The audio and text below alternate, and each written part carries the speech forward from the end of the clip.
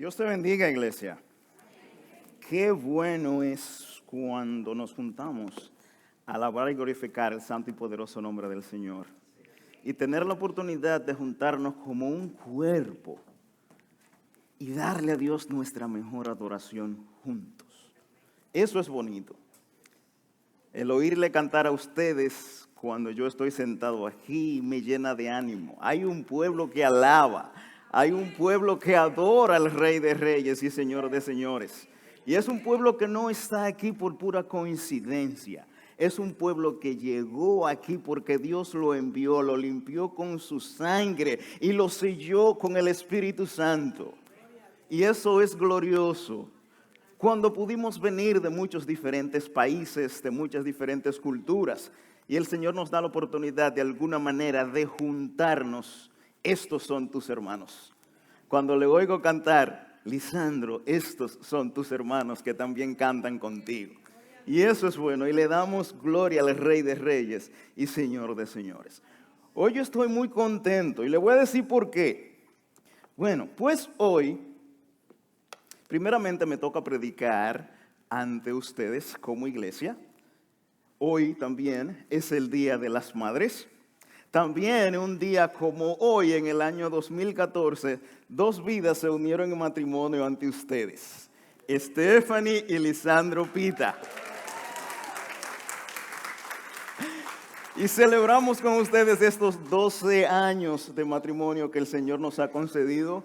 El Señor ha sido bueno, lo celebramos. A aquellos que no han recibido la noticia, mi esposa fue diagnosticada libre de cáncer. Y le damos gloria a Dios por eso. Él es bueno. Él es bueno. Otra cosa por la cual le quiero dar gracias al Señor es porque hoy le damos la bienvenida a quien nos visita, pero tenemos unas visitas que son muy, muy importantes en la vida nuestra. Ellos están aquí hoy, quizás no se acuerdan de mí, de allá de la República Dominicana. Bueno, la historia corta para ponérsela es así. Al final de los años 90, final de los años 90, llegaron a San Francisco unas personas con una visión de iglesia. En ese tiempo, la ciudad de San Francisco de Macorís estaba, podríamos decir, oscura en cuanto a lo que era la predicación del evangelio allí en aquel lugar. Y el Señor envió allí a dos personas. Estas personas de aquel tiempo son el pastor Amor Victorino y su esposa. Ellos están con nosotros hoy. Pero antes de darle la bienvenida de manera más especial, me gustaría recordarle a ellos que aunque ellos no se acuerdan de mí, yo sí me acuerdo muy bien de ellos. Yo tenía alrededor, vamos a decir, 14, 15 años en ese tiempo, cuando mi pastor de entonces, Pascasio Hernández, hermano de la esposa del pastor Amor Victorino, nos lo presentó estando yo un jovencito. La primera vez que le oí predicar, me inspiró él a la predicación. Y hoy él está aquí y coincidencialmente me toca a mí predicar delante de él. Y me gustaría, pastor, se les ama.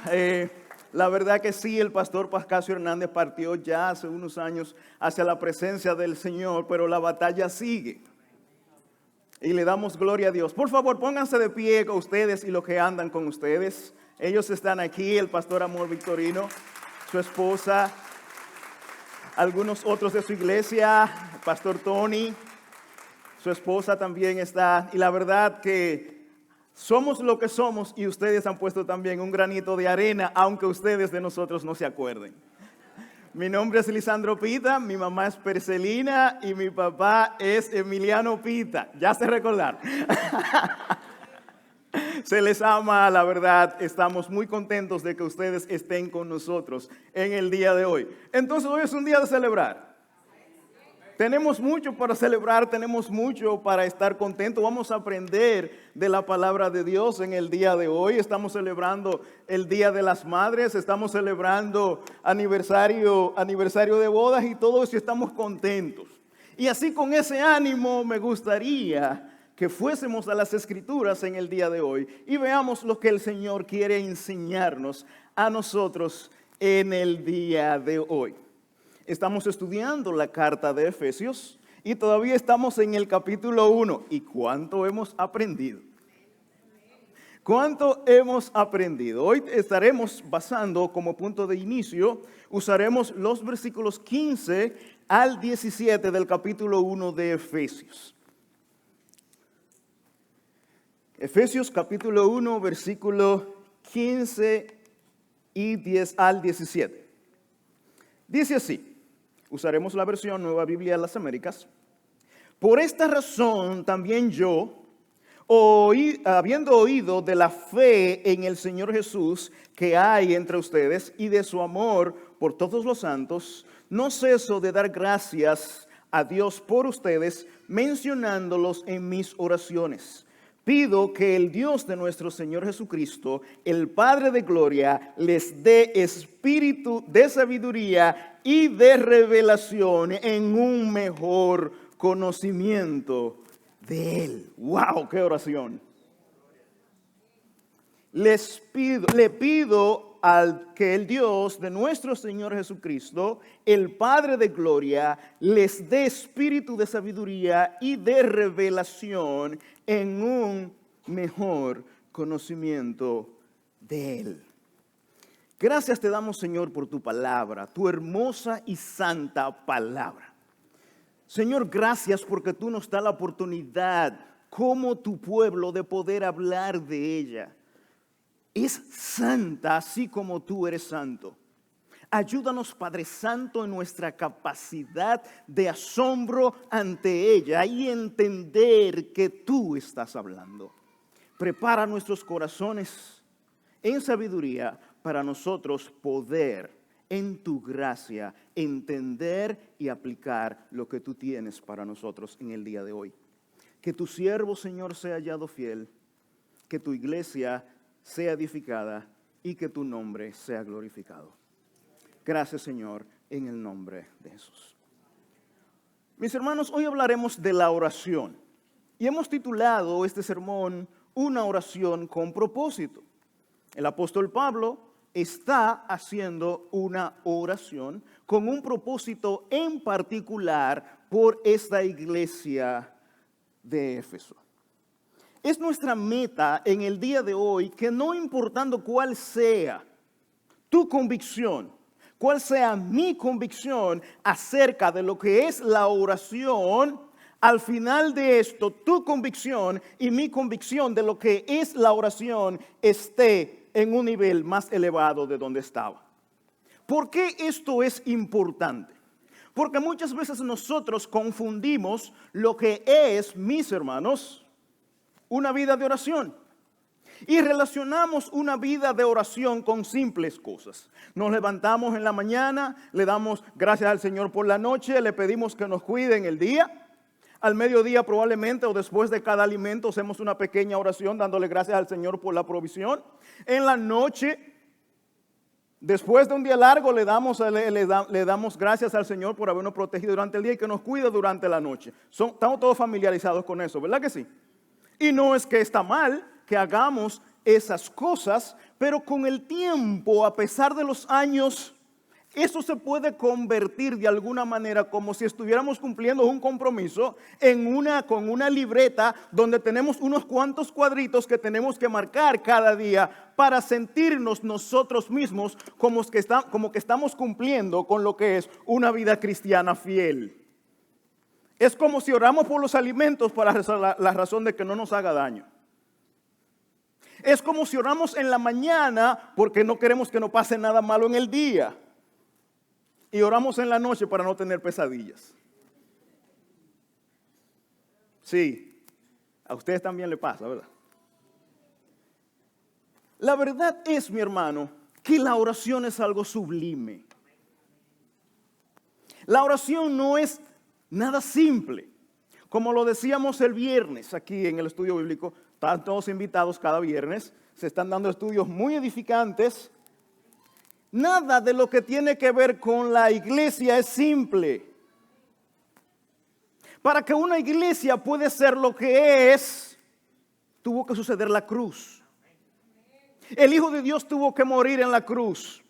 Por tanto, si la Biblia nos manda a nosotros a oración, una oración no es algo simple.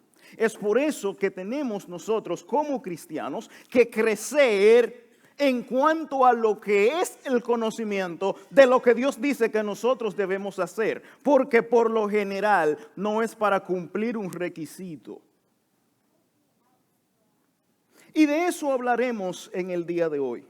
Veremos lo que es la oración, veremos lo que es lo sublime de la oración, veremos por qué una iglesia ora y lo veremos en tres aspectos que parecerán quizás simples. De esta oración, de estos versículos, traeremos tres cosas. Recordamos siempre que mi vida cristiana dependerá de cuál es mi convicción acerca del Evangelio, cuál es mi convicción acerca de Dios y cuál es mi convicción acerca de mí. Y eso lo veremos en la oración. Dios, lo veremos primeramente, luego me veré yo y luego abundaremos un poquito sobre la pregunta, ¿por qué oramos? Veremos lo que es Dios, yo y por qué oramos. Tres cosas que extraeremos de nuestros versículos, de esta carta tan impactante como lo es la carta de los Efesios. Hay algunas cosas que ya hemos visto en este capítulo 1 que llevan al apóstol a actuar y orar con esta sabiduría. Nuestros versículos inician, por tanto, ¿verdad? Eso significa que es una conclusión de algo, como resultado de algo que él ha venido hablando en este capítulo 1. Él trata, lo vimos en una serie, lo que conocemos como las doctrinas de la gracia. Serie que llevó el pastor Lisael de una manera para la gloria de Dios. Fuimos escogidos, fuimos predestinados, fuimos redimidos, fuimos perdonados y fuimos sellados con el sello del Espíritu Santo. Y es esto que lleva al apóstol Pablo cuando dice por tanto. Después de haber visto todo esto, por tanto, conclusión de esto, me lleva a mí a orar de esta manera en particular como nosotros lo vemos. De inmediato cuando veo la oración, está centrada en Dios. La oración está centrada en Dios. Por tanto, viendo todo lo que Dios ha hecho, por tanto, viendo todo lo que Dios ha hecho por ustedes, viendo la obra de la redención que incluye el Evangelio, por tanto. Viendo lo que Dios ha hecho con cada uno de nosotros como iglesia, por tanto. Viendo entonces cuál es el resultado de la cruz de Cristo, por tanto. Por tanto. Entonces, Dios. Versículo 17. Pido que el Dios de nuestro Señor Jesucristo, el Padre de gloria, le dé espíritu de sabiduría y de revelación en un mejor conocimiento de Él. El Padre de gloria. El Padre de gloria.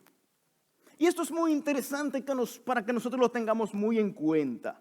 Toda oración verdadera comienza con una visión correcta de Dios. Jesús dijo, cuando oréis, oréis así. Padre nuestro.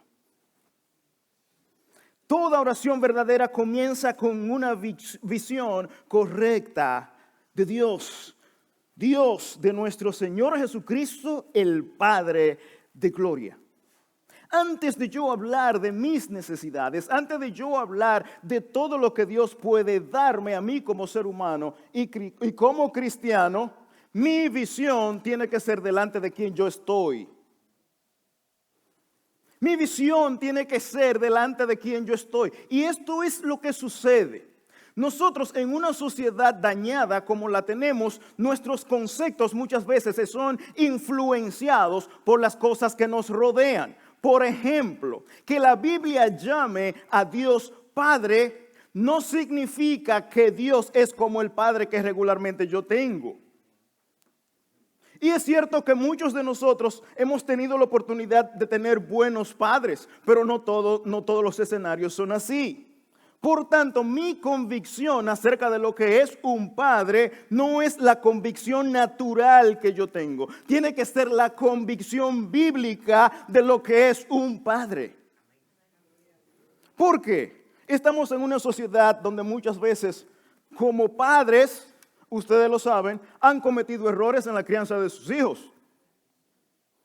Que si tuvieran la oportunidad de regresar el tiempo, tomarían decisiones distintas. Dios no. Dios es el Padre perfecto, es el estándar con lo que todo se mide. Cuando la Biblia habla de que tú tienes a Dios como Padre, de que yo tengo a Dios como Padre, no es la simple forma de que tengo un papá que me da un premio cuando me porto bien y que me castiga cuando me porto mal. No, estamos hablando de un Padre del cual salen todas las cosas. Del cual es perfecto, del cual es santo, del cual no tiene error, el cual no experimenta. Y así como es Él, es todo lo que hace. Esa es la idea de Padre de las Escrituras. Esto trajo confusión incluso una vez cuando Jesús, hablando con sus discípulos, Jesús le dice a sus discípulos que Él va camino al Padre. Y eso le trajo a ellos una confusión. Pero Señor, ¿qué es el Padre? ¿Qué es esto? El Padre no lo ha visto, el Padre no se ha visto. ¿Cómo tú nos hablas a nosotros que tú vas a un lugar? ¿Y cómo es esto? Explícanos eso. Dinos quién es el camino entonces al Padre. Y ahí es que sucede el famoso versículo de Juan 14. Juan 14, 6 y 7. Jesús le contestó y le dijo: yo soy el camino, la verdad y la vida. Nadie viene al Padre sino por mí. Ustedes me hubieran conocido. Si ustedes me hubieran conocido, también hubieran conocido a mi Padre. Miren qué palabra más hermosa cierra Jesús. Desde ahora lo conocen y lo han visto. Esto es extremadamente importante, hermano mío, cuando usted ora. ¿Por qué? Es Jesús que nos da acceso al Padre. Es por el sacrificio de Cristo que nuestras oraciones son oídas. Entonces, para que usted y yo podamos hacer una oración tan simple como dar gracias por los alimentos, para que eso sucediera, tuvo que morir en la cruz. Para que usted hablara y estuviera en una relación con Dios al punto tal que le llame Padre, tuvo Jesús que morir en la cruz. ¿Lo ven, mis hermanos, como no es tan simple? Muchas veces, gracias Señor por los alimentos, hacerlo que no lo tiene, amén. No, mi hermano, para que eso pudiera suceder, el Hijo de Dios tuvo que morir en la cruz.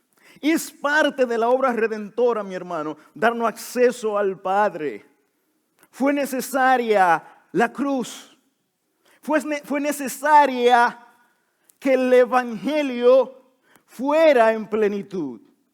Fue necesario la sangre de Cristo. Fue necesario clavos. Fue necesario latigazos. Fue necesario que la divinidad se encarnara de una manera misteriosa que nadie se la podrá explicar nunca, en la cual pasó una sola vez en la historia y no sucederá jamás. Eso tuvo que suceder para que usted pueda decir: Padre mío, gracias por el día que me has dado.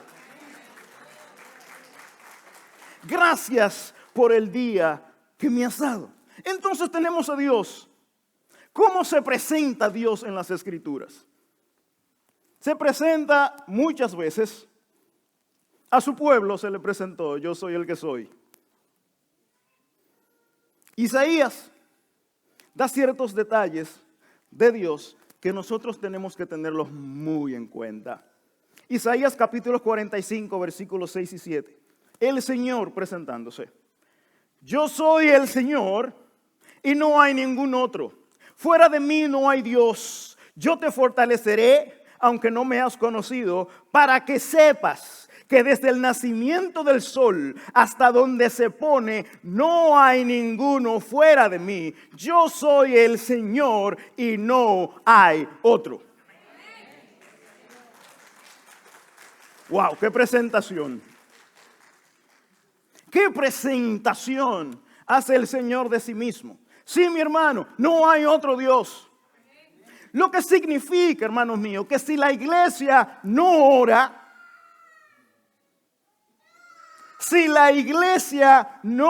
ora, como el Señor pide que la iglesia ora, ninguna oración será escuchada. Es la iglesia única y exclusivamente que la única organización instituida en el mundo por el mismo Dios, la cual tiene un Dios que le escucha. Difícil de entender porque hay muchos musulmanes por ahí. Hay muchas otras religiones, hay muchas otras divinidades. Sin embargo, ninguna divinidad entre esas tienen un Dios que le escucha. ¿Se imaginan que un día como hoy hay miles de millones de personas orándole a un Dios que no le escucha? Orándole a un Dios que no le escucha. Pablo exalta en este capítulo cualidades de Dios que son impresionantes. Dios es soberano. El Dios al que yo le oro es soberano. Solamente un Dios soberano puede responder verdaderamente a una oración. La motivación puede venir de cualquier lado. La respuesta divina solamente viene de Dios. Efesios capítulo 1, versículos 4 y 5. Porque Dios nos escogió en Cristo antes de la fundación del mundo, para que fuésemos santos y sin manchas delante de Él. En amor nos predestinó para adopción como hijos, para así mediante Jesucristo, conforme a la buena intención de su voluntad. Él es soberano, no hay otro como Él. Él es Dios y no hay otro. Sus decisiones no son para ser cuestionadas, son para ser entendidas en su gracia y obedecidas. Nuestra oración descansa en la soberanía absoluta de Dios. Muchas veces nuestra oración es pequeña porque nuestra visión de Dios es pequeña. Una iglesia con una visión superficial de Dios tendrá una vida de oración superficial. Dios se ha presentado como el Dios soberano, como Él no hay otro. Pero no tan solo es soberano, el apóstol Pablo lo presenta también como glorioso, el Padre de gloria. La Biblia nos dice, mis hermanos, que delante de Dios se postrará toda rodilla de lo que está en el cielo, en la tierra y debajo de la tierra. Y no se lleve a la imagen de que usted llegará al cielo y que allí se encontrará uno de los ángeles que le dirá, póstrate. Y a todo el que la hace le dirá, póstrate. No, esa no es la imagen. La imagen es, mi hermano, que nuestro Dios es tan imponente, tan santo, tan glorioso, tan bello, que no habrá ningún orgullo que pueda sostener de pie a ningún ser humano y delante de él tendrá que postrarse. Ese es el Dios al cual usted le ora. Ese es el Dios al cual va mi oración. Es glorioso. Y es interesante, mi hermano, que le alabamos y le adoramos a Él cuando oramos. Y dirás, ¿por qué? Que nosotros oremos al Padre es el fruto del Evangelio y la acción de Cristo viviente. Es el Evangelio en acción. Es accionar para la gloria de Dios, porque es el que dice oren. Es obediencia, no humillación. Es dependencia de Él, porque de Él manda todas las cosas. Es nuestro orgullo, hermanos, que nos cree a veces autosuficientes. Es nuestro orgullo Dios, el Padre de gloria. Cuando nosotros conocemos a Dios, a ese que Jesús dice, ustedes le han conocido desde ahora y le conocen y le han visto. Cuando nosotros entramos en esa relación con Dios, terminamos diciendo lo que dijo el salmista. Salmo 115, 1. No a nosotros, Señor, no a nosotros, sino a tu nombre da gloria por tu misericordia y tu fidelidad. No a nosotros la gloria, sino a ti, porque tú te mereces toda la gloria. Sí, mi hermano, el Señor se merecía toda la gloria antes de que todo existiera. Y hoy, después de que todo lo que usted existe, se merece también toda la gloria. No tan solo por quien Él es, sino por lo que ha hecho. Es lo que dice el salmista, por tu misericordia y por tu fidelidad. No importa la convicción que usted tiene de Dios ahora mismo. No importa qué usted ha creído de Dios. Ahora bien, cuando usted ve la obra de Dios en usted, usted tiene que darle gracias al Señor. Cuando yo veo lo que Dios ha hecho en mi casa y en mi familia, yo tengo que darle gloria a Dios. Y sí, mi hermano, habrán tiempos y habrán tiempos. Habrán tiempos que se irá a Dios, Padre nuestro que estás en los cielos, santificado sea tu nombre. Pero habrán tiempos que se irá, como dijo Pedro cuando se estaba hundiendo, Señor, sálvame.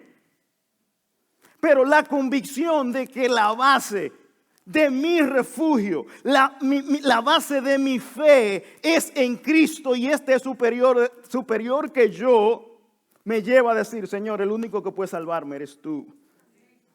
Mi hermano, la oración es mucho más que un simple hablar con Dios. Porque cuando hablamos de hablar con Dios es como si tuviéramos una conversación con cualquiera que nos encontramos. No, mi hermano. Es que usted pueda hablarle al Rey de Reyes y Señor de Señores, base de todo y fuente de todo. Otra cosa que el apóstol resalta en estos versículos es que Dios es fuente de conocimiento. Es glorioso, es soberano, pero también es fuente de sabiduría. Y miren cómo lo explica él. Final del versículo 17, el Padre de gloria le dé espíritu de sabiduría, de revelación en un mejor conocimiento de Él. Miren cómo lo definen los proverbios. Proverbios capítulo 2, versículos 6 y 7. El Señor concede sabiduría de su boca, y lo leeré en la versión bíblica, Nueva Traducción Viviente. Pues el Señor concede sabiduría. De su boca proviene el saber y el entendimiento al que es honrado. Él le concede, al que es honrado, Él le concede el tesoro del sentido común. Es un escudo para los que caminan en integridad.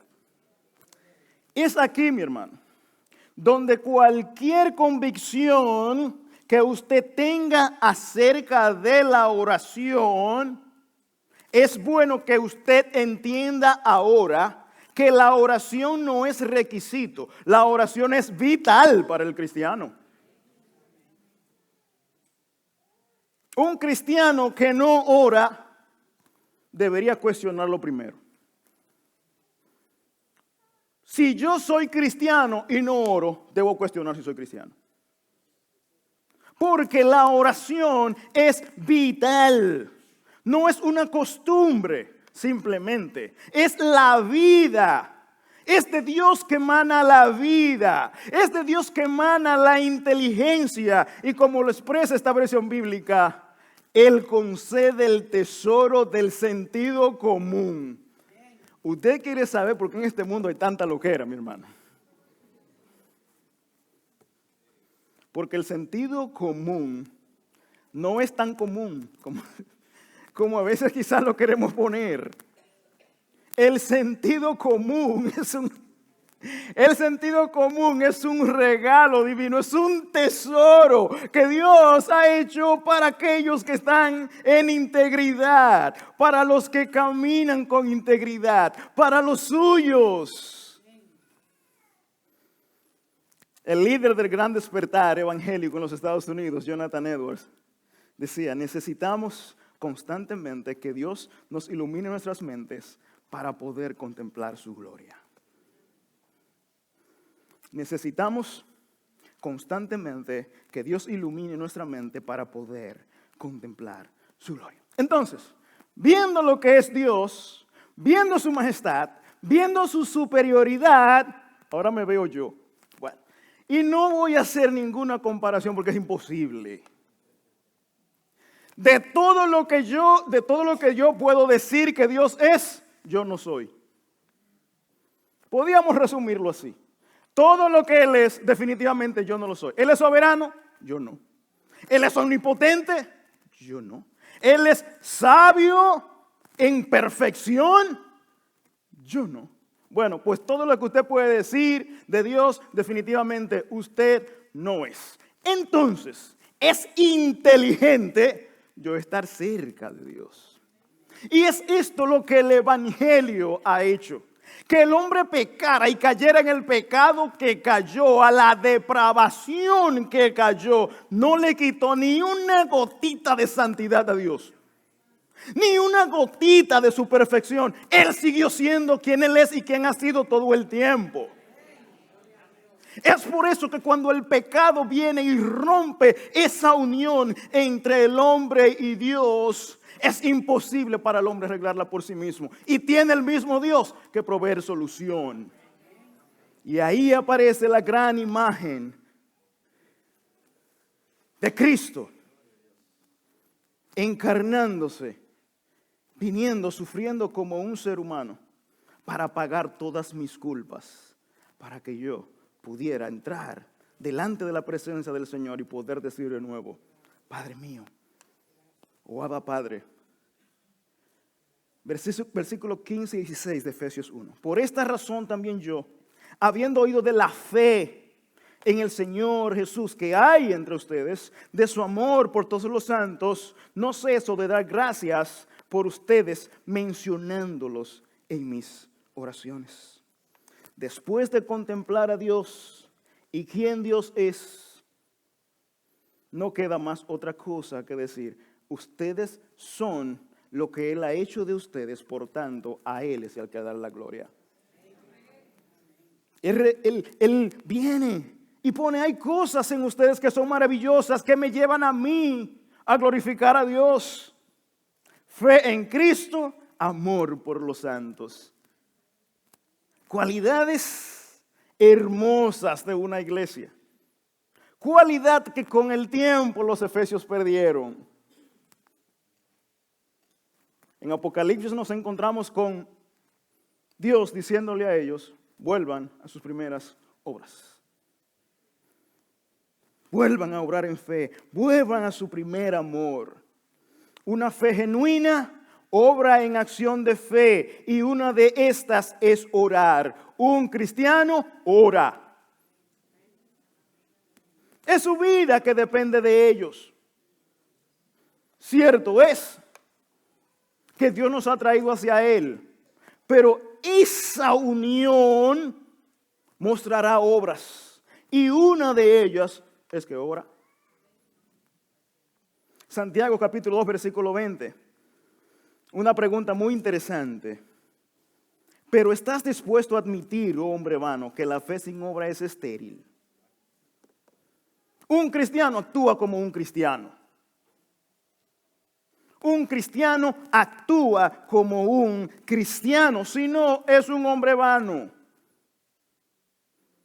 Y si el hombre se hace vano, eso es hacer vana la cruz de Cristo. Un cristiano obra en fe, y parte de eso es que ora. Un cristiano ora. La oración no sustituye la obediencia. La oración acompaña una vida transformada. Martín Lutero, el líder de la Reforma, escribió y dijo: somos salvos solamente por la fe, pero la fe que salva nunca viene sola. Nunca viene sola. Mis hermanos, el creyente necesita un crecimiento constante. Aunque la iglesia de Éfeso fue saludable, Pablo sigue orando por ellos y diciendo que el Señor le muestre a ustedes un mayor conocimiento de Él. Yo le doy gracias al Señor por la fe que hay en ustedes, como Dios ha obrado en ustedes. Pero es mi oración, cada vez que me acuerdo de ustedes, que el Señor les dé a ustedes un mayor conocimiento de Él. A los filipenses se le escribió en Filipenses capítulo 1, versículo 6. Estoy convencido precisamente de esto, que el que comenzó en ustedes la buena obra, la perfeccionará hasta el día de Cristo Jesús. Mis hermanos, si usted no ora porque siente que no tiene por qué orar, hay mucho por qué orar. Hay mucho por qué orar. Y no tan solo eso, a medida que vamos creciendo, nos damos cuenta que no necesitamos de Dios menos porque conocemos más de Dios, sino que necesitamos seguir conociendo más de Él. No necesito menos de Dios después de años en la fe, necesito más de Él. Incluso la mayoría de líderes que caen en el camino es porque tienen esas deficiencias. Creen que llegaron a un sentido donde se entiende todo, cuando la realidad es que mientras más yo conozco de Dios, más menguo yo. Más menguo yo. El principal problema del hombre no es de necesidades físicas. El principal problema del hombre es un problema espiritual, el cual el hombre en su ignorancia cree que lo puede resolver con riquezas, con comodidad, con éxito, ya sea en su carrera o con éxito político, o simplemente no tener problemas. Hermanos, no. Pregúntele a alguien que tiene dinero. Pregúnteselo. Alguien que tiene mucho dinero, ¿está satisfecho con la vida? Probablemente te diga que no. Pablo entiende y le dice a ellos, es mi oración ante Dios que ustedes tengan un mayor conocimiento de Él. Jeremías lo explica de una manera espectacular. Jeremías capítulo 9, versículos 23 y 24. Así dice el Señor, dice Jeremías. No se gloríe el sabio en su sabiduría, ni se gloríe el poderoso en su poder, ni el rico se gloríe en sus riquezas. Oigan la explicación. Pero si alguien se gloría, gloríese de esto, de que me entiende y que me conoce. Solamente la iglesia de Cristo se puede gloriar a esta magnitud. Únicamente la iglesia de Cristo se puede gloriar en esta magnitud. Sí, mi hermano, nuestras oraciones están muchas veces llenas de cosas que satisfacerían solamente nuestro orgullo, nuestro ego, porque queremos sentirnos más. Sin embargo, Juan el Bautista nos da una gran lección en cuanto a eso. Entendiendo que Juan el Bautista fue aquella persona que el mismo Jesús definió de esta manera. De los nacidos de mujer no hay nadie mayor que Juan. Palabras de Jesús, yo no las voy a cambiar. Si Jesús lo dijo, yo lo creo. De los nacidos de mujer no hay nadie mayor que Juan. Bueno, pues resulta que Juan cae preso. Mal preso. No porque había cometido ningún crimen, pero porque tenía el gobierno en su contra. Y Jesús sigue predicando. Y Juan envía a sus discípulos a decirle a Jesús, yo sé que probablemente cuando lo estaba bautizando hubo confirmación de Dios. Yo sé que él somos incluso hasta cierto, somos familia y todo eso. Yo he visto la confirmación de lo que él hace, pero vayan y pregúntenle, ¿eres tú el que había de venir o esperamos otro? ¿Eres tú el que había de venir o esperamos otro? Jesús le manda cualidades suyas que solamente Juan podía entender. Sí. Los enfermos han sido sanados.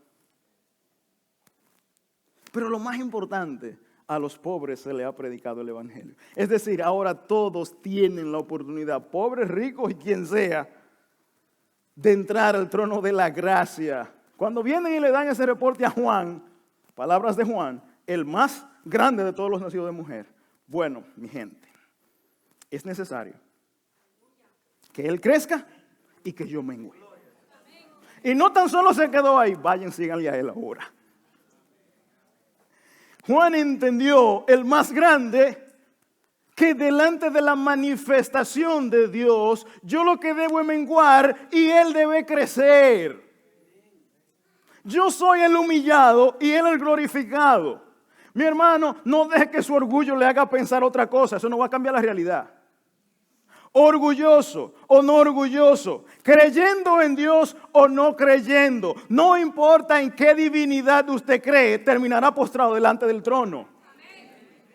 Terminará allí, no hay otra manera como esto terminará. Así que, hermanos, ponga su orgullo en manos del Señor, que nos ayude a nosotros con nuestro orgullo, el cual nos eleva y nos quiere hacer autosuficientes. Porque el yo creerme autosuficiente atenta directamente al Cristo de la cruz. Entonces, conociendo a Dios, conociéndome yo, entonces, ¿por qué oramos? ¿Por qué oramos? Y pedí permiso al pastor el próximo domingo, al pastor Isael, que continuará este capítulo, para invadir un poquito, porque tengo que leer la oración de Pablo completa ante ustedes. Tengo que leerla completa. Dice así, versículo 17 al 23. Pido que el Dios de nuestro Señor Jesucristo, el Padre de gloria, les dé espíritu, sabiduría y de revelación en un mejor conocimiento de Él. Ahí llegaba yo.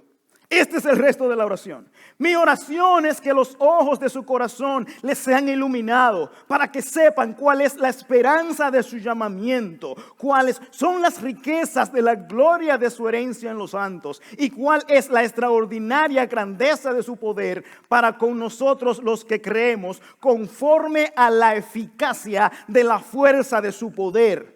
Ese poder obró en Cristo, lo resucitó de entre los muertos y lo sentó a su diestra en los lugares celestiales, muy por encima de todo principado, autoridad, poder, dominio y de todo nombre que se nombra, no solo en este siglo, sino también en el venidero.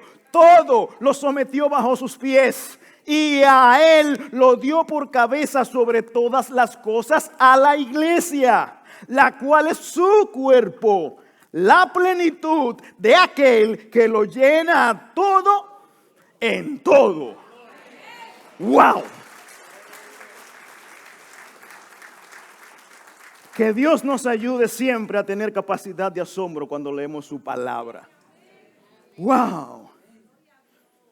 La iglesia, el cuerpo de Cristo, y que esta es la plenitud de aquel que lo llena todo en todo. La iglesia no es cualquier cosa. Cuando una iglesia ora, se debe temer. Cuando una iglesia ora, se tiene confianza. Mis hermanos, cuando nosotros estábamos en el hospital, en las 2 veces que hemos tenido que batallar en contra del cáncer, yo oraba de muchísimas maneras y a veces me presentaba ante el Señor y decía, Señor, yo ni sé si siquiera estoy orando bien. No sé si estoy siendo egoísta como estoy orando, pero así es que yo me siento. Sin embargo, estaba confiando en que había una iglesia orando por mí, que me tenían delante del Señor.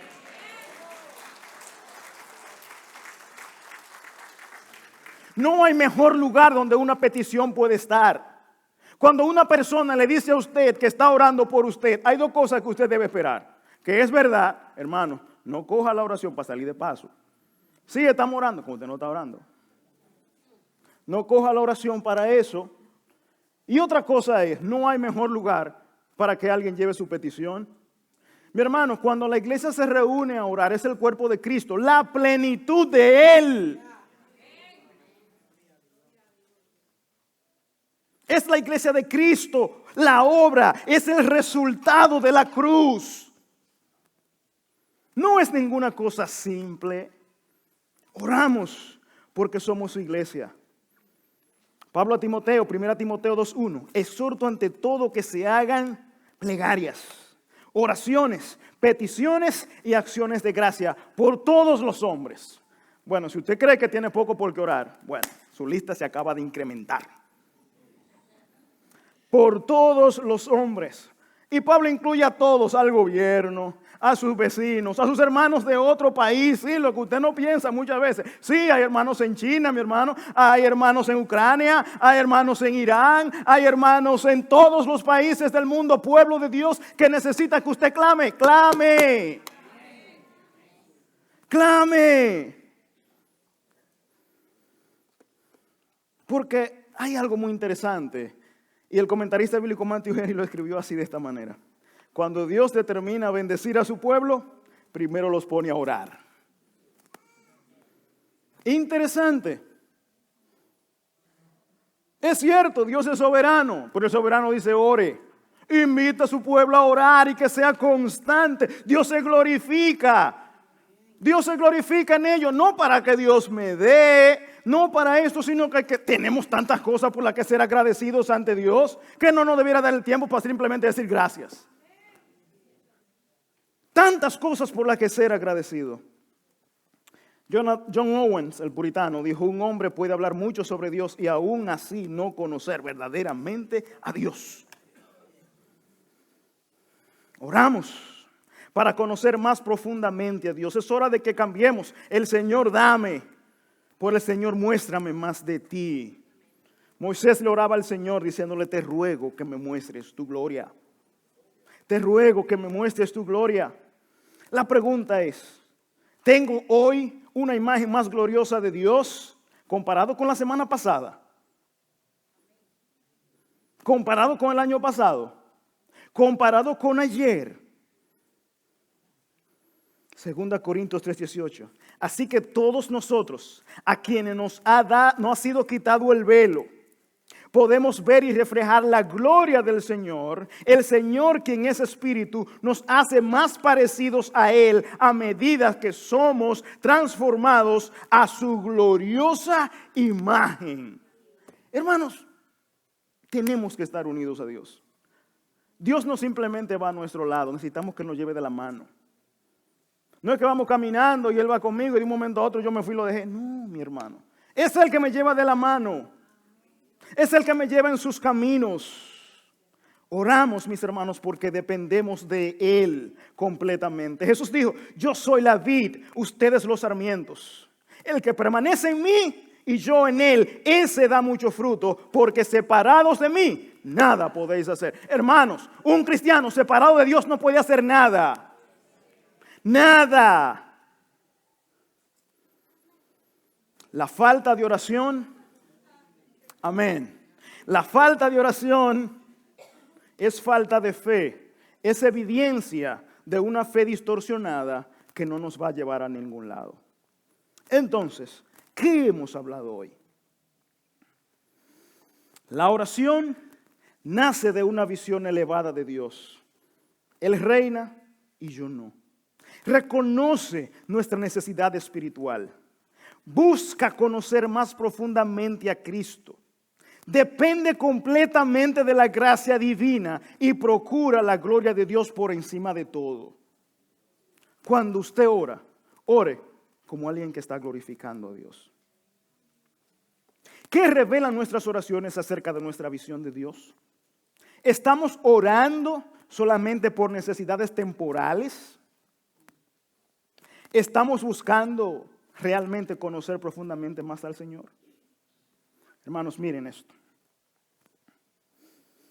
Debemos de orar constantemente para que Dios en nosotros haga una iglesia transformada, la cual va creciendo continuamente en su firmeza en la doctrina, rica en oración y apasionada por la gloria de Dios. No importando cuál sea su posición, hay mucho más de conocer de Dios. Hermanos, y yo quiero que hoy nosotros oremos. conociendo esto, conociendo que sin fe es imposible agradar a Dios, conociendo que Él nos dice a nosotros que si oramos delante de Él conforme a su voluntad, Él nos oye. Confiando en eso, confiando que a un espíritu contrito Dios no rechaza, confiando que no tengo estorbo delante de Él para exponer mi posición, para exponer mi petición. Yo quiero que hoy, hermano, usted se ponga de pie conmigo y hagamos una oración. Y que usted, de donde usted está, ponga su propósito delante de Dios creyendo esto. Creyendo esto, que Dios le esté escuchando. Ponga usted su lamento delante de Dios como que Él le está escuchando. Exponga usted su petición sabiendo que Él le está escuchando y que por Cristo le oirá. Exponga delante de Él su petición hoy. Sí, esa por la cual usted constantemente ora. Expóngala delante de Dios en fe. Que si es su voluntad, Él va a obrar y Él le va a dar a entender a usted su voluntad. Padre, gracias te doy en este día. Gracias, Padre Santo, porque tú eres bueno. Gracias, Señor, porque para siempre es tu misericordia. Tu gloria, Señor, va sobre todo. Tu gloria, Señor, lo llena todo. Tú eres nuestro Padre. Tú eres nuestro Padre de gloria. Señor, aquí estoy delante de ti con tu iglesia. Tú conoces, Señor, cada propósito, Señor, por la cual tu iglesia ora. Sabemos, Señor, que muchas veces tenemos esas peticiones dentro de nosotros. Puede ser nuestro matrimonio, puede ser por nuestros hijos, puede ser por nuestra iglesia, puede ser por una situación de trabajo, puede ser por falta de trabajo, puede ser por estrés, puede ser, Señor, por peticiones personales que yo no conozco. Pero tu iglesia está delante de ti hoy, entendiendo, Señor, que tú eres el Padre de gloria, entendiendo que es a ti a quien debemos orar, entendiendo, Señor, que tú eres el único que verdaderamente puedes escucharnos y entendiendo que tu iglesia, Señor, es la única institución en este mundo al cual tú escuchas. Padre Santo, gracias te damos por Cristo, porque por Él podemos entrar ante ti y orar diciendo, Abba Padre. Señor, por Él nos regala a través de su cruz acceso a ti porque así tú lo quisiste. Señor, hoy estamos delante de ti. Señor, yo te pido por tu iglesia, por IBH, por esta iglesia que tú has puesto, Señor, en este lugar, por cada persona que ocupa un ministerio. Yo te pido así, Señor, como lo dice tu palabra, que tú llenes de sabiduría a cada uno y los dotes de entendimiento para glorificar tu nombre en cada cosa que hagan. Ya sea Ujier, ya sea en Miria, ya sea en el grupo de alabanza, ya sea con los niños allí, Señor, ya sea, Señor, con estos que están en las cámaras, con estos, Señor, que quieren adorarte y agradarte a ti. Dales a cada uno un mayor conocimiento de ti. Padre Santo, ayúdanos, ayuda a tu iglesia.